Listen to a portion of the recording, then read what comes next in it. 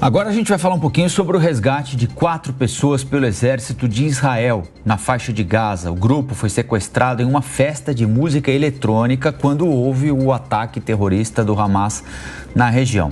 A gente convidou para conversar com vocês o professor de Política Internacional Paulo Veloso. Professor, bom dia e obrigado pela atenção mais uma vez.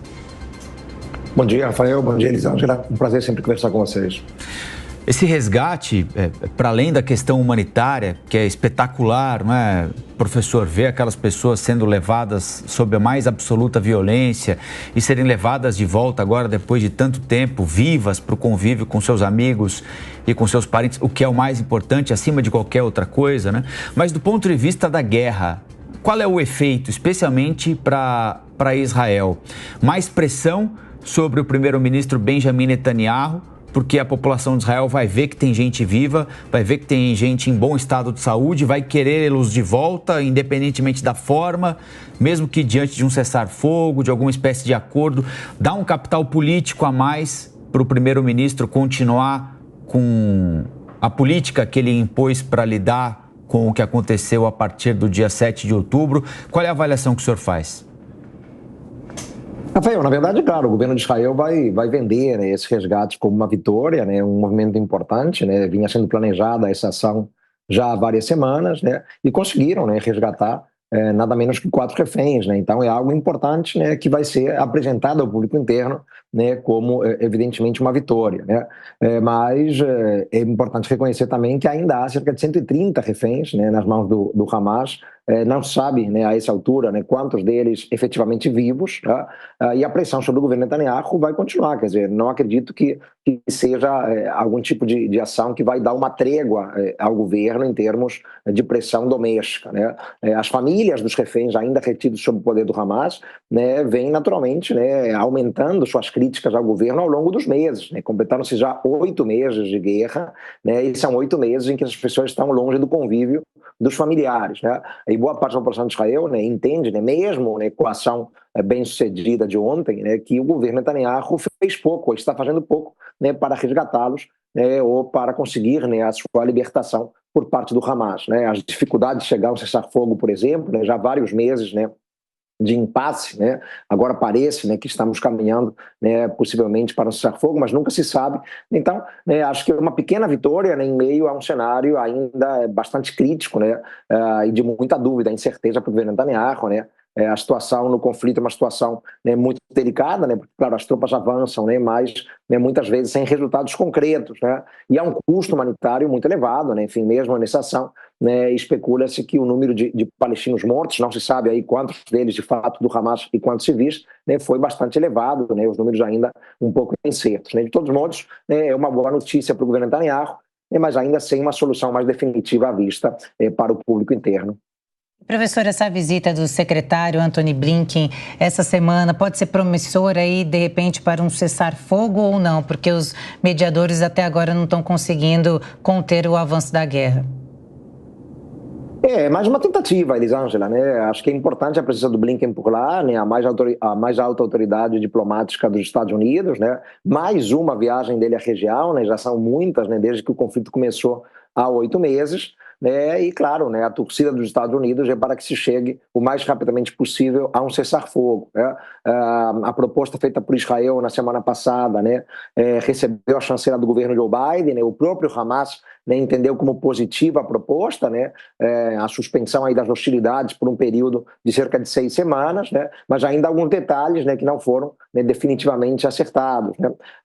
Para o governo Biden, né, por isso a presença do Blinken por lá, né, quanto mais rápido chega o cessar-fogo, melhor, né, tendo em vista a proximidade das eleições, né, e as pressões internas que há nos Estados Unidos, né, contra o Biden, né, também por entender que esse apoio que ele vem dando a Israel é injustificado diante, né, das ações de Israel, né, e de todo o drama humanitário, né, provocado pelas tropas israelenses na faixa de Gaza. Então, muitos árabes americanos dentro dos Estados Unidos, né, sobretudo em alguns estados, né, como Michigan, né, vem pressionando muito o governo Biden, né, inclusive, né, com a possibilidade do presidente não ter o apoio, né, dessa parcela eleitoral importante nas eleições do dia 5 de novembro, que poderia causar problemas no resultado final. Então, são muitos movimentos ao mesmo tempo. A presença do Blinken por lá, ela se faz necessária, mas muito para atender também aos interesses, né, de reeleição do próprio presidente Joe Biden.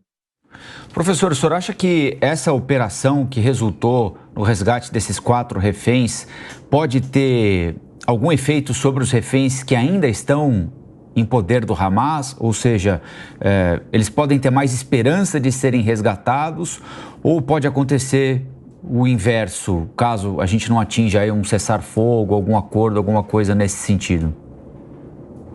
É difícil saber, inclusive, qual é o grau de comunicação ou de acesso a informações, né, que os reféns, Rafael, têm nesse momento ali sob o poder do Hamas, né?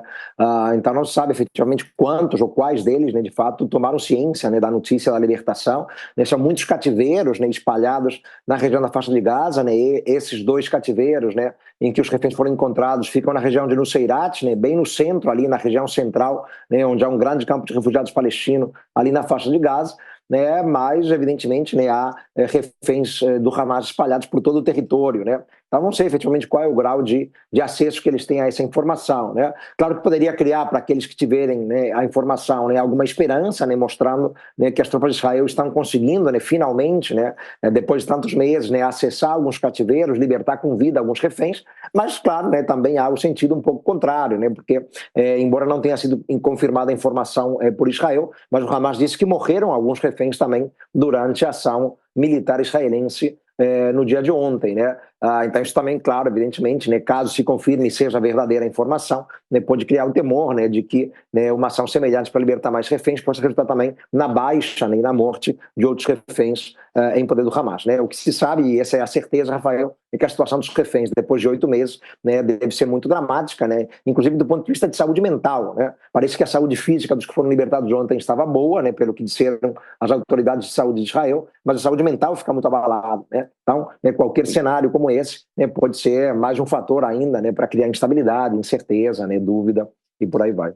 Professor, agora eu quero te fazer uma outra pergunta, na verdade. Como tem sido o trabalho na ONU, o trabalho da ONU em relação às guerras e os conflitos? Tem sido eficaz? Eu tenho essa dúvida porque às vezes me parece que existem falhas nesse processo. E existem mesmo, Elisângela, né? Infelizmente, né? A ONU foi criada em 45, né? Como a garantidora da paz e da segurança internacionais, né? Mas ela falha reiteradamente, né? Nesse seu grande propósito também, né? Que na verdade é a sua razão de ser, né? Ela foi constituída para isso. Mas o que a gente vê, na verdade, na prática, né? Nas reuniões, né? Dentro do Conselho de Segurança, muito especialmente, né? E eu lembro sempre que o Conselho de Segurança, o único órgão da ONU, né, que tem o poder de aprovar decisões obrigatórias, né, resoluções vinculantes, né? No Conselho de Segurança, né, os desencontros, né, em termos de interesse, são muito fortes, né, entre as grandes potências, né, que ocupam ali os chamados assentos permanentes, né? Então vemos muitas vezes, né, Estados Unidos, Reino Unido e França, né, com uma visão, né, e Rússia e China com uma visão oposta, né, ou pelo menos muito diferente, né? Isso acaba criando muitas vezes impasses, né, porque todos esses 5 países têm poder de veto nas decisões, né, e acabam vetando resoluções, né, que não vão ao encontro dos seus interesses, né? Isso acaba levando a uma paralisia, né, da organização, né, que muitas vezes não consegue responder, ou pelo menos não com a celeridade necessária, né, aos desafios impostos pela realidade internacional, né? Podemos pensar na guerra na Ucrânia, podemos pensar na guerra na faixa de Gaza, né? E vemos, de fato, né, uma atuação da ONU muito tímida, né, quase nula, né? Até conseguem, às vezes, aprovar resoluções, né? Tivemos o Conselho aprovando há alguns meses uma resolução para um cessar-fogo, mas que não é implementada, né? Porque Israel ignora a resolução, enfim, e a ONU pouco pode fazer, né, diante de algum ator que ignore sua resolução, né? Então, enfim, acaba sendo uma organização que nesse tipo, né, de questão mais prática, mais concreta, tem um papel limitado. Para outras questões da ONU, aí sim ela é mais bem sucedida, né, em políticas sociais, né, questões relativas ao combate à fome, né, políticas de saúde, aí ela consegue um sucesso um pouco mais amplo, mas, né, para aquilo que ela foi criada concretamente, né, de maneira mais direta, né, que é garantir a paz e a segurança, né, e responder a conflitos armados no mundo, né, nisso, infelizmente, a ONU vem falhando reiteradamente. Muito bem, a gente conversou com o professor de Política Internacional Paulo Velasco. Professor, muito obrigado pela entrevista, bom domingo e até a próxima. Até a próxima, Rafael, Elisângela, bom domingo para todos. Muito obrigado.